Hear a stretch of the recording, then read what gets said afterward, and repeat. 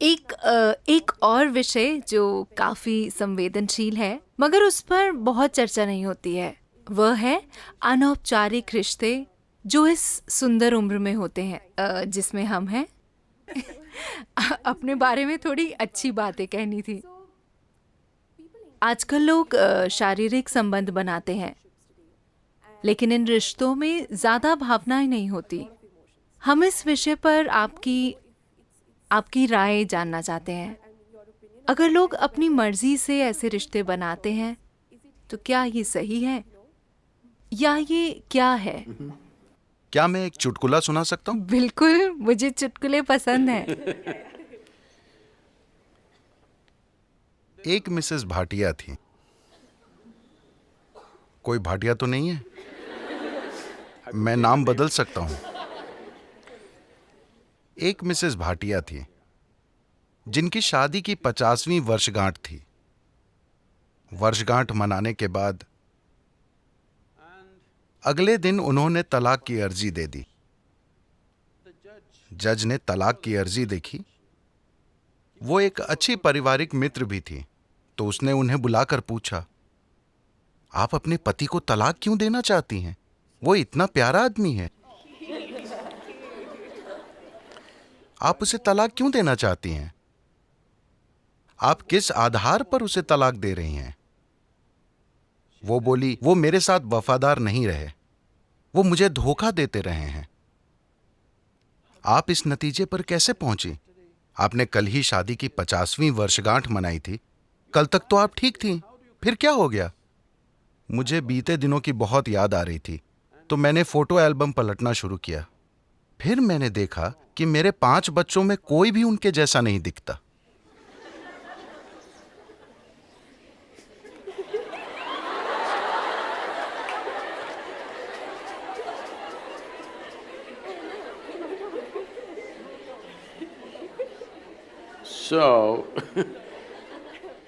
देखिए, अभी क्या आपको याद है कि 10 पीढ़ी पहले आपकी दादी की दादी की दादी कैसी दिखती थी? नहीं, मगर उनकी नाक अभी आपके चेहरे पर मौजूद है। आपके शरीर को याद है, हाँ या ना? आपके शरीर को लाखों साल पहले आपके पूर्वजों की त्वचा का रंग भी याद है, अभी तक वो भूला नहीं है। तो जिसे आप मेरा शरीर कह रहे हैं, वो यादों का एक बहुत बड़ा संग्रह है ना? आपके दिमाग में मौजूद यादाश्त बहुत कम है। आपके शरीर में मौजूद यादाश्त, There is evolutionary. उसमें क्रमिक विकास की यादें हैं, जेनेटिक यादें हैं, कर्म की यादें हैं, व्यक्त और अव्यक्त स्तर की यादें हैं, ढेर सारी यादें हैं। आपको लगता है कि अभी आपको चलना आता है, लेकिन ऐसा सिर्फ इसलिए है क्योंकि आपके शरीर ने वो यादाश्त बनाई है। अगर आपका शरीर उसे भूल जाए तो आप चल नहीं पाएंगे।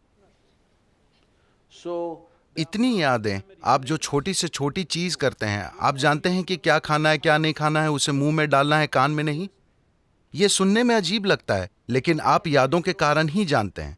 तो आपका शरीर ढेर सारी यादों का भंडार है और वो हर समय यादें इकट्ठी करते रहता है।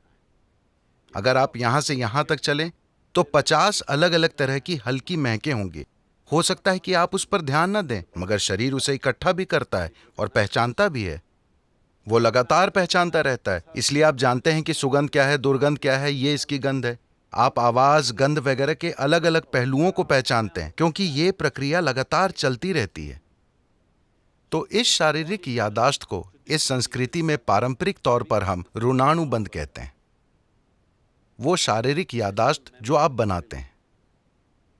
आप जागरूकता के साथ अपनी शारीरिक यादाश्त बना सकते हैं या बस ढेर सारी यादाश्त अंदर लेकर ढेर सारी शारीरिक उलझन से गुजर सकते हैं।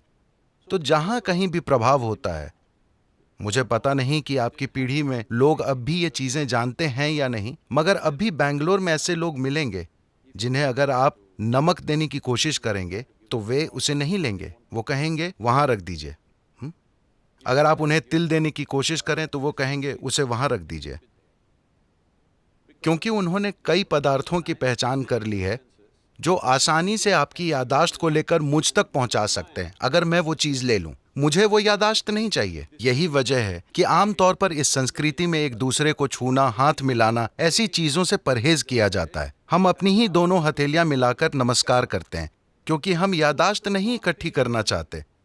क्योंकि अगर मैं इसे बस छूता हूं तो ये इसे भी याद रखता है। आप अपने 4 दोस्तों के साथ इसे आजमा कर देखें। आप उनके हाथों को छुएं, याद रखने की कोशिश ना करें। हर दिन बस उनके हाथ छुएं और भूल जाएं। कल अगर वो आकर आपको छूता है, आप जानते हैं कि ये उसका हाथ है ना? तो शरीर याद रखता है, ये दिमाग में नहीं है। शरीर की यादाश्त होती है, इसे ऋणानुबंध कहते हैं।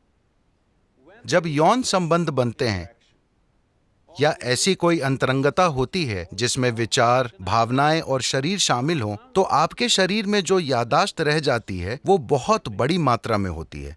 इसलिए कहा गया है कि आपको इसे जितना हो सके उतना सरल रखना चाहिए। कुछ दूसरे पहलू हैं जहां कुछ तांत्रिक प्रक्रियाओं में ऐसी चीजें होती हैं। वे सालों तक खुद को तैयार करते हैं ताकि शरीर से इतनी दूरी बना ली जाए कि शरीर कहीं से कोई यादाश्त न उठा पाए। इसे एक साधना की तरह किया जाता है, बेलगाम संभोग की तरह नहीं। so तो सवाल नैतिकता का नहीं है। सवाल ये है कि आप अपने जीवन में अपने साथ क्या करना चाहते हैं। if you want to be in such a way that अगर आप इस तरह जीना चाहते हैं कि आपके जीवन में आपकी भीतरी बुद्धि सबसे प्रबल चीज हो, आपका भौतिक शरीर नहीं, तो आपको शरीर की याददाश्त को जितना हो सके उतना सरल रखना चाहिए। इसलिए सादा भोजन, लोग बिल्कुल सादा भोजन करते हैं। अब भी मैं दिन में 1 बार भोजन करता हूं और भोजन में सिर्फ एक चीज खाता हूं, 10 नहीं। मैं वो चीजें दूसरे दिन खा लूंगा, मगर आज मैं सिर्फ एक चीज खाऊंगा। क्योंकि काफी फर्क आप आजमा कर देखिए, सिर्फ मेरे कहने पर मत जाइए। खासकर जब आपकी परीक्षा का समय आता है, सादा भोजन कीजिए और देखिए कि उससे कितना फर्क पड़ता है। आपकी बुद्धि कैसे काम करती है, आप कितना सतर्क रहते हैं, सब कुछ।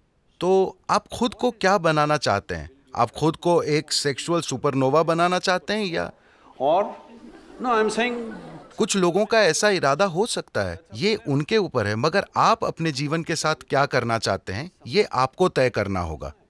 अगर आपने ये तय किया है तो ये बहुत महत्वपूर्ण है कि आप अनजाने में भारी मात्रा में यादें ना इकट्ठी करें, because this will lead to क्योंकि बाद में आप देखेंगे कि आपके लिए शांत और खुश रहना बहुत मुश्किल होगा, चाहे कुछ भी अच्छा हो रहा हो, simply because they क्योंकि शरीर में उलझन भरी यादें मौजूद हैं। जब इसी प्रकृति का कुछ और आता है तो शरीर में उलझन भरी उथल पुथल होने लगती है। शायद आपके दिमाग में यह ना आए, just physically ये सिर्फ शारीरिक रूप से होता रहेगा। तो ये चुनाव आपको करना है। ये नैतिकता का सवाल नहीं है, ये सवाल है समझदारी से जीने का।